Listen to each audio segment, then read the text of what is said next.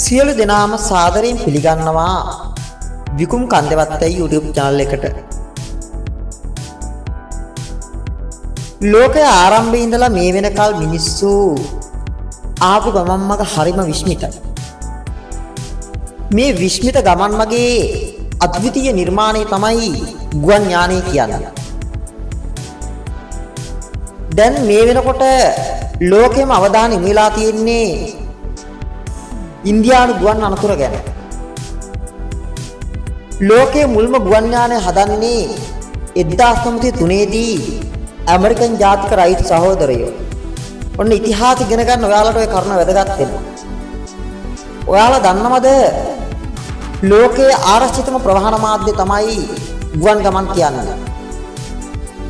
සාමාන්‍යයෙන් දවසකට ගුවන් ගමන් 1,35,000ක් විතර වෙනවා.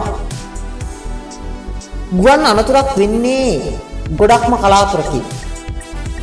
ප්‍රතිශතයක් විදිහට ගත්තාම ගුවන් ගමනකින් මරණයටපත් වෙන්න තියෙන ඉඩකඩ ගොඩක්ම අඩුයි. ගුවන් මගීන් මිලියන 13.7කට මරණයටපත් වෙන්නේ එක මගියෙක් විතරයි. ඒත් මුළු ලෝකෙම සලකපුවාම මාර්ග අනතුරු වලින් මගීන් 101 දෙනෙකුට එක්තයෙක් මරණයටපත් වෙනවා.